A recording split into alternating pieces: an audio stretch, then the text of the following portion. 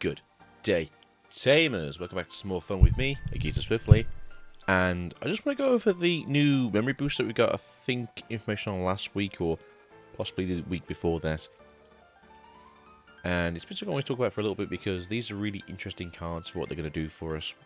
I don't necessarily know if they're going to make things meta, but they definitely will make things more interesting for those people who want to play more rogue varieties, especially in DNA style decks or decks that aren't really synergizing too well while having multiple colours inside of them. But I think you know where I'm going with this. So, we're just going to deep dive into this one now. I love the fact that this is a red-black card. Not only is this good for the deck it's currently showing off, which would be Ragnar, it's also really good for any modern War Greymon, any modern-ish Black War Greymon, any Galmon deck, and I think also some parts of the new Millennium deck that's coming out in like BT18, because I think it's red-black and possibly red-purple as well. And obviously having red and black inside of it just helps that you can find either of these colours. So do what normal memory boosts do, if I remember correctly, where you search the top 3 cards, or search for the top 4 cards of your deck. You may then take one card of whatever the colour you wanted to, in this case be a red or black card, and then add it to the battle area and gain 2 memory on a delay effect. So, yeah, super simple. Blue one here, it's for blue and red, as you may notice from the Gabumon and the Agumon here. This does help the Omnimon deck to some degree, as well as pushing out for Grace Nova. I think that's currently at the moment that has the 2 blue-red stuff. I know you can do like the EX4 Omni deck where you do like a red-blue base now, so you can ignore the black stuff, so it makes it go like a really weird pace, but still, it's a good deck. Going over to green and blue, again, I think it's kind of more specifically is just for this deck. It is just an Imperial card, and it makes sense because you can't really run a memory boost in Imperial because you do kind of go half and half. So if you're looking for a Sting, you kind of have to hope that you can find it on a search through either BT12 or Vmon or Wormmon.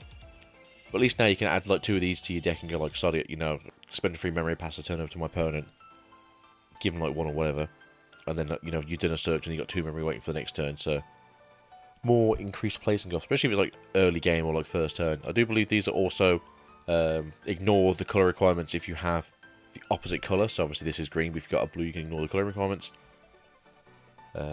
This one is, if you've got a black you can ignore the colour requirements of it being red. This one is, if you've got a red you can ignore the colour requirements of it being blue. This is for Masty. I don't really know if there's any other yellow-purple deck currently going around. Makuunmon from BT9, I think it was.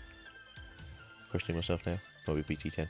I'm pretty sure they are also a yellow-purple deck that may like this to a degree if you really wanted to. Probably Pulsemon would also have the option of this, and maybe just for the sake of arguments, maybe the new-ish Lugamon variant, because that way you can actually search your Kodachis and try and get rid of the trash. But again, so if it's yellow, so if it's purple, you can ignore the yellow requirements and just cast it as you would. This is for black and yellow. This is really good for me because I think a lot of people look at this and go, oh, it's Numemon. But for me, I go like, Armadillomon, baby. All those cards are black and or yellow. So, yeah, love this again. And if your card is yellow, you can ignore the colour requirements. And then last but not least, we do have access to the Dog Bunny Bros. If you've got green, you can ignore the colour requirement being purple. It makes sense because that deck is yellow, purple, green normally. So, it's a good search if you're trying to go for like either side. Not so much the fact that you will be doing that these days, because people pretty much go like, no, I'm just going to play Terriermon, or no, I'm just going to play Lotmon, as they do 2 different things. Rightly so.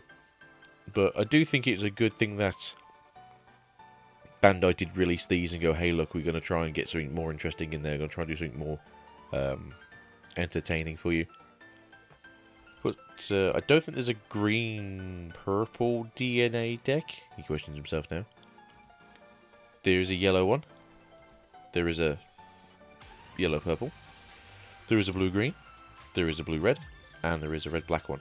So, overall, besides this one currently, he says, thinking quickly but not really thinking of any DNA decks that are green and purple,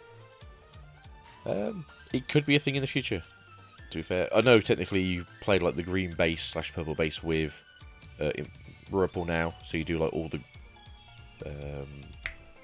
Wormons now, and then you go into like the purple-red stuff, so yeah, I can kind of see maybe like you're getting the purple and the green stuff out, so maybe you are just tackling both sides, but no, for the most part, I think you are just doing... The other ones are DNA. This might be a DNA deck in the future. Saying that now? Now that with nope, stop thinking about things. Nope, this is it. That's the end of the video. Just wanted to have a quick discussion about this, and we'll catch you guys next time for more fun. Hoping to get swiftly, and ciao for now. Mwah! Peace out, Tamers.